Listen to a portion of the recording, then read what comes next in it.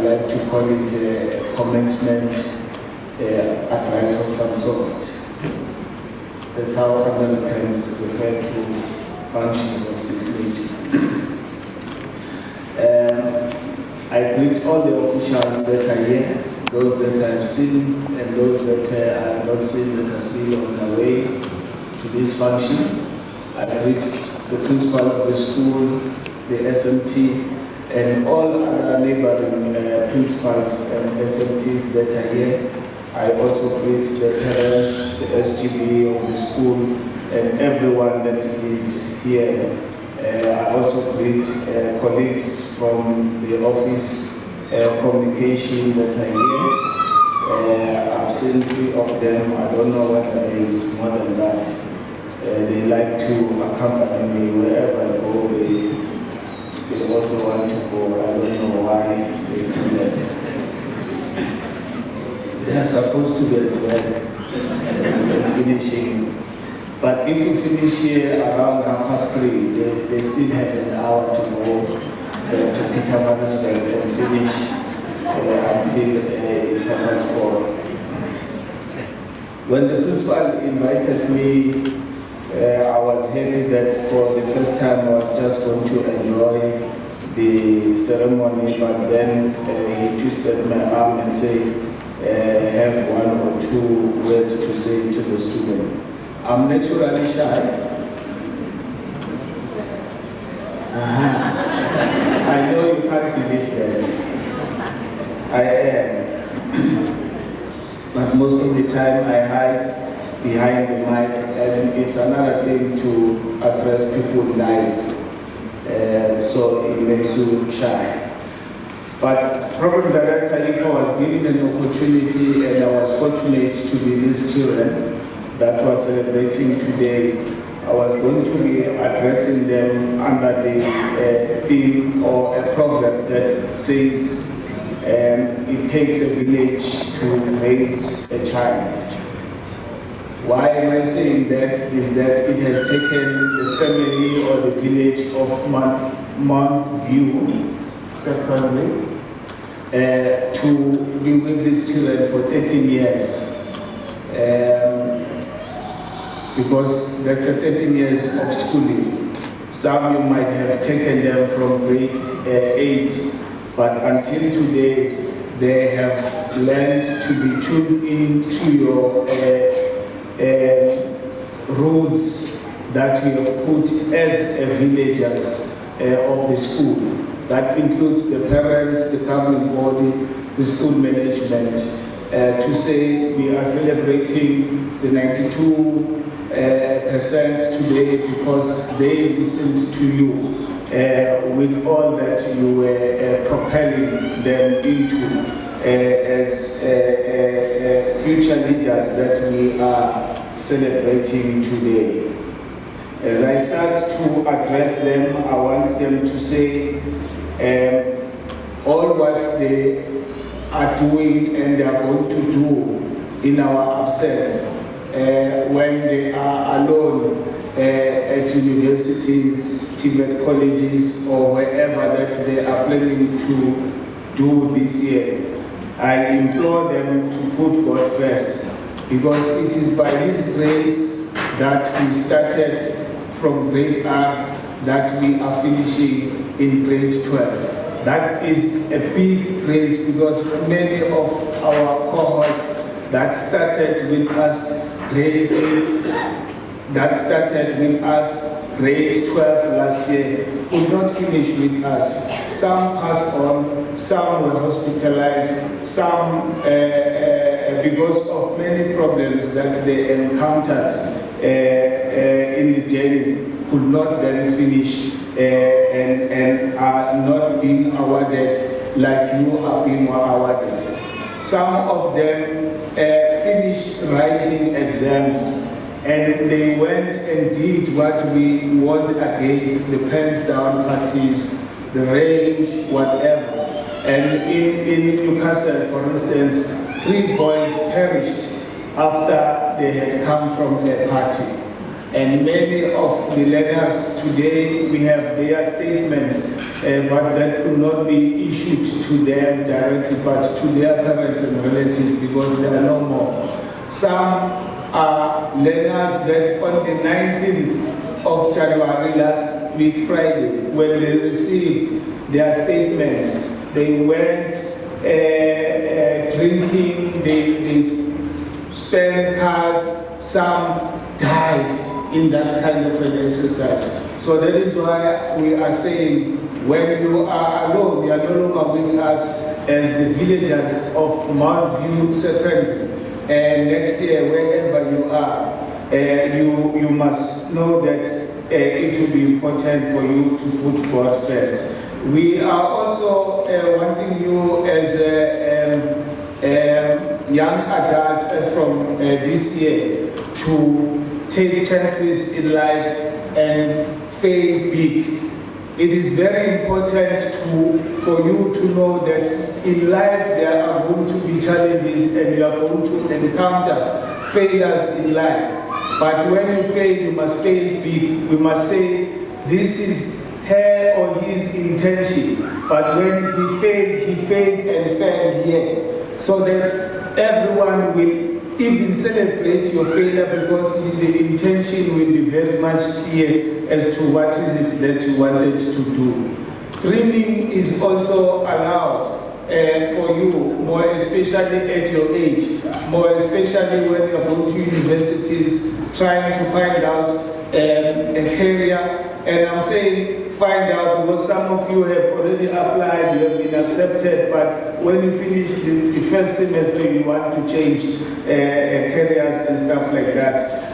So it's important for you to have dreams.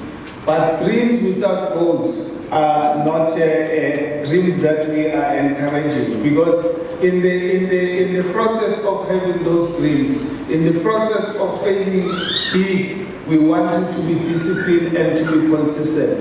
When you are disciplined and consistent in the university or in your future endeavors, it will assist you to always have a plan. Have a monthly, a weekly, a yearly, a daily plan, because that then frameworks you so that you will know that through my discipline, this is what I wanted to do this week. And through my plan, and I am constantly pushing myself so that I will have consistency. And when you have consistency, you will definitely have results in whatever that you are doing. Hard work works. We are celebrating you today. You are evidence to that, to say hard work works. You never slept. You sacrificed your weekends when others were going to watch the movies and stuff like that, to the parties, but you said you wanted to pass. You had a goal, you had a dream that needed discipline, that needed consistency. If you were postnating every weekend, you needed to do that. And in the process, as parents, it was as if we were also writing Matric, because when you were stressing, we were also stressing. At times we stress more than you, because we don't know as parents whether the task that is ahead of you, are you able to consume it or what? That is why it was as if we were spoiling you if we're parents. Now and again we'll ask you, are you okay? At times we'll take advantage of that and start to cry babies and stuff like that, and we will demand this and we'll run around getting all those things. But that is also paying. Your parents today are here, they also sacrifice, but now they are enjoying that you are being celebrated today.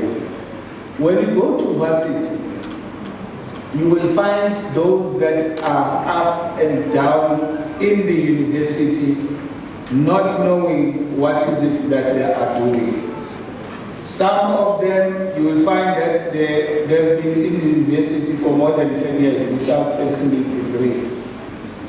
Those are the ones that will want to be your seniors, will want to be what, and they are busy, but you don't know what is it that they are busy doing. That is why I was saying, doing a lot does not necessarily mean that you are doing something.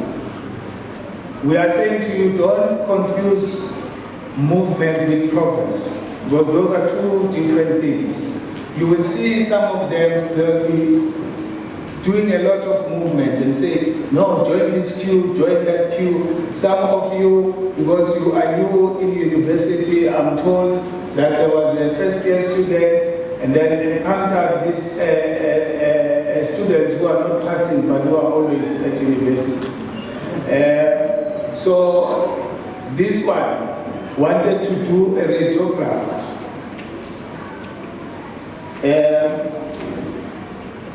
But then they took that first year to do communication. They said, here is radio.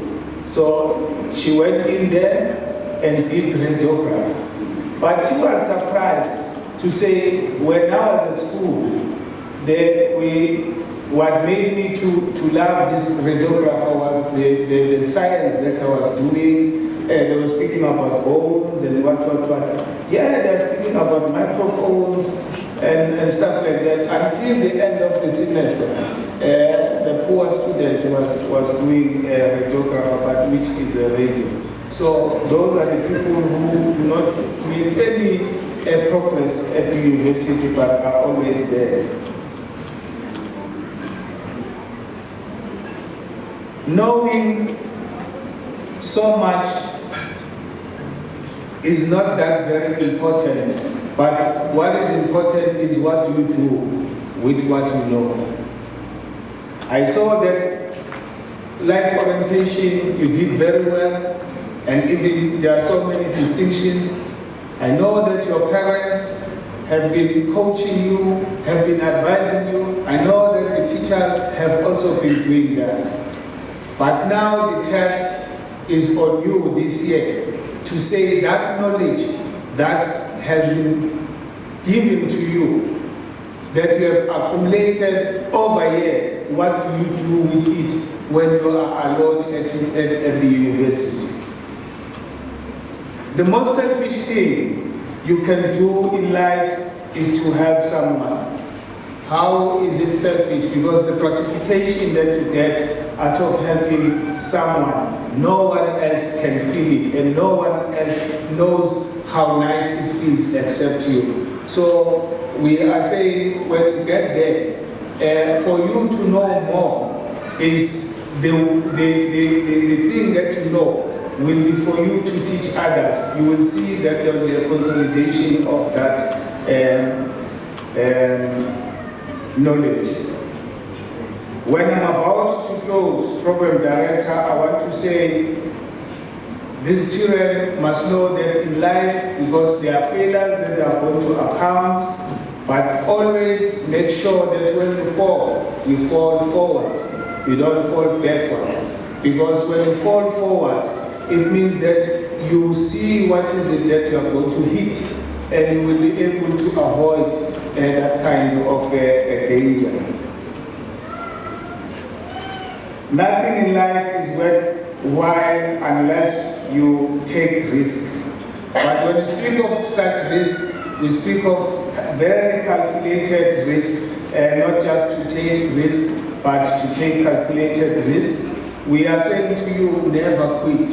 You want that degree, you want that PhD, whatever that you are setting your goal that you want to achieve. You all have talents and skills, and make it in life. You have all what it takes as you have been taught. And what you must know is that there is a difference between success and greatness. We want you to be great in whatever that you do, because people will always remember a great person than a successful person.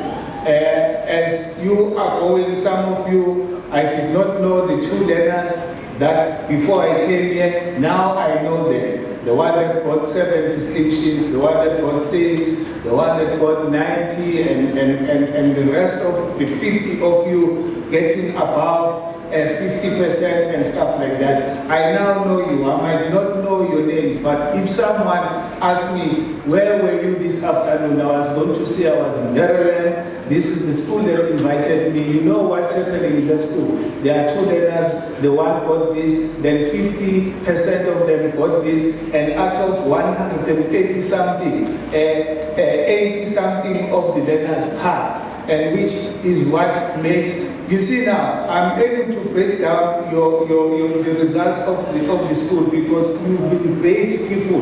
That is why I also know the performance of your school. As I conclude, Program Director, I want to say to these children, don't forget to pray, don't be too shy to pray, don't be too proud to pray. Prayer changes things. Prayer is available to everyone at any given moment. God takes nobody to somebody. God is always coming. That you must know. Have imaginations, because imaginations are the preview of things that God wants to give to you. If you can imagine it, it means that God has focused it in your mind, which means that it's on its way to you. So accept it and expect it all the time. I implore you, give you a strategy to say when you are in university, when you sleep at night after studying, put your slippers under the bed, so that when you wake up in the morning and you want to reach for them, you are forced to kneel down to drag them out. In that moment of you kneeling down, just say, thank you, God, that you have made me to wake up this morning. And thank you in advance for the great day that you have for me. So, as we conclude, we want to emphasize to say, let's put God first. He will enable us as villagers to raise our children. I thank you.